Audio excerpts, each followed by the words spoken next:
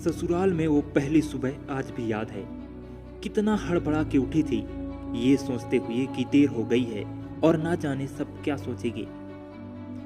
एक रात ही तो नए घर में काटी है और इतना बदलाव, जैसे आकाश में उड़ती हुई चिड़िया को किसी ने सोने के मोतियों का लालच देकर पिंजरे में बंद कर दिया हो। शुरू के कुछ दिन तो यूं ही गुजर गए। हम घूमने बाहर चले गए। जब वापस आए तो सासू माँ की आंखों में खुशी तो थी, लेकिन बस अपने बेटे के लिए ही मुझे दिखी।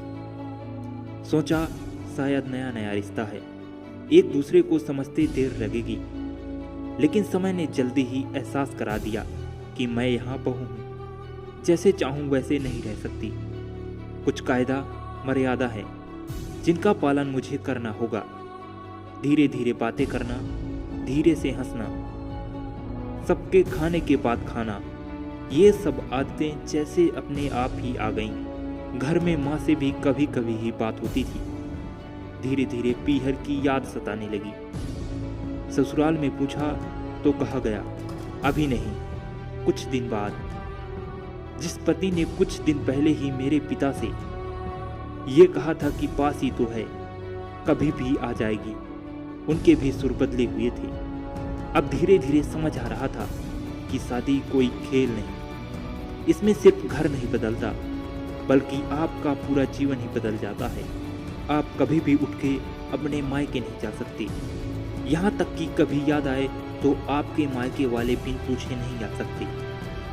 पीहर का वो अल्हड़पन, वो बेबाक हंसना, वो झूठे मुंह रसोई में कुछ भी यूं छू लेना, जब मन चाहे तब उठना, सोना, नहाना, सब बस अब यादें ही रह जाती हैं।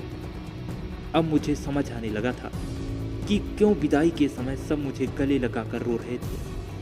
असल में मुझसे दूर होने का एहसास तो उन्हें हो ही रहा था, लेकिन एक और बात थी जो उन्हें अंदर ही अंदर परेशान कर रही थी कि जिस सच से उन्होंने मुझे इतने साल दूर रखा, अब वो मेरे सामने ही आ जाएगा। पापा का ये झूठ कि मैं उनकी बेटी नहीं हूँ अब और दिन नहीं छुप पाएगा। उनकी सबसे बड़ी चिंता ये थी कि उनका ये बेटा, जिसे कभी बेटी होने का एहसास ही नहीं कराया था, जीवन के इतने बड़े सच को कैसे स्वीकार करेगा।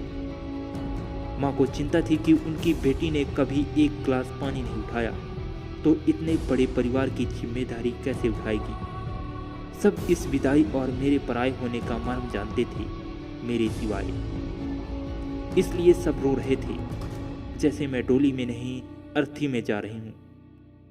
आज मुझे समझ आया कि उनका रोना गलत नहीं था।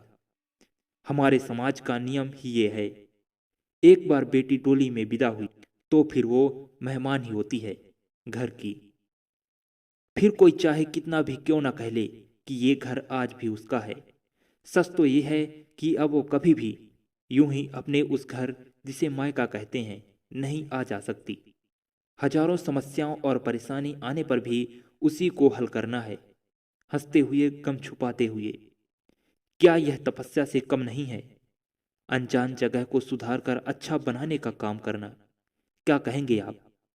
इसी तरह की और कहानी के लिए सब्सक्राइब करिए